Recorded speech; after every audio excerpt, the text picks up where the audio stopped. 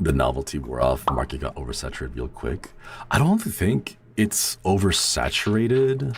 I feel like oversaturation is a word that a lot of people use, but I don't think it really means what they think it means. Like, because I still see people like you wouldn't use the word oversaturated for like flesh tubers. You know, like people aren't like having discussions like, oh, like flesh streaming is so oversaturated. Like, I don't think like that's particularly true. I think the bigger issue is more just the initial hype of VTubing is over, and being a VTuber by itself is no longer enough, which kind of just puts everyone on the same level as flesh tubers now. You know, like it's not a debuff.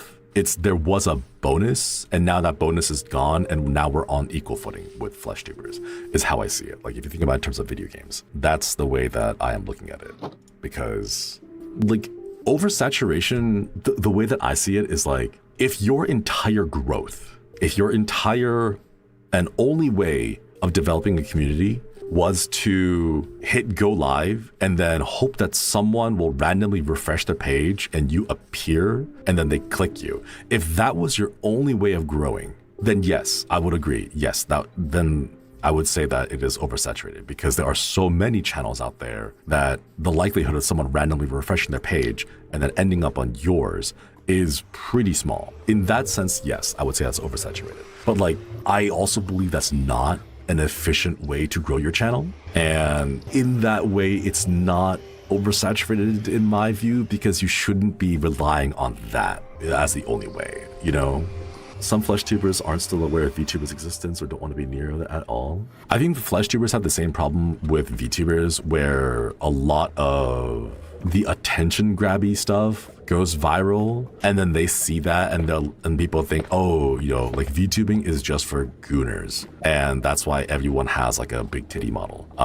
And like, they're just so weird about that. You know, like that's the kind of vibe, in the same way that like, if you're kind of not too invested in flesh tubers, you see it and you're like, oh, all flesh tubers are like nuisance streamers who go out of their way to go cause a lot of problems. They like pull air quotes pranks and harass strangers and stuff and call it content. You know, like, it's because they only see the surface level of stuff, you know, which like makes sense. Like, you know, flesh tubers aren't going out of their way to study VTubers and be like, oh, I want to see what VTubers are doing right, which I believe is a huge missed opportunity. Also vice versa, like VTubers could be doing a lot of stuff that flesh tubers are doing, and not doing so is also a huge missed opportunity. I think there's ways to learn on both sides, but that's because I am the weirdo and I see things as, oh, this is content, you know? And because it's content, we can all learn from each other. However, they only care about like, oh, well, that's the viral VTuber clip that went out with some model swinging its the live 2D rigging, like, you know, water jugs and stuff like that. Yeah, they aren't looking deeper. Exactly. Because for me, this was content. For me, it's content. Like, live streaming is streaming. So like, I'm the type of person to be like, ooh, 2 kicks, you know? Like, I don't go around being all like, oh, I only watch X, I only watch Y. You know, I don't do that, because I feel like it's still content. Content is content, you know?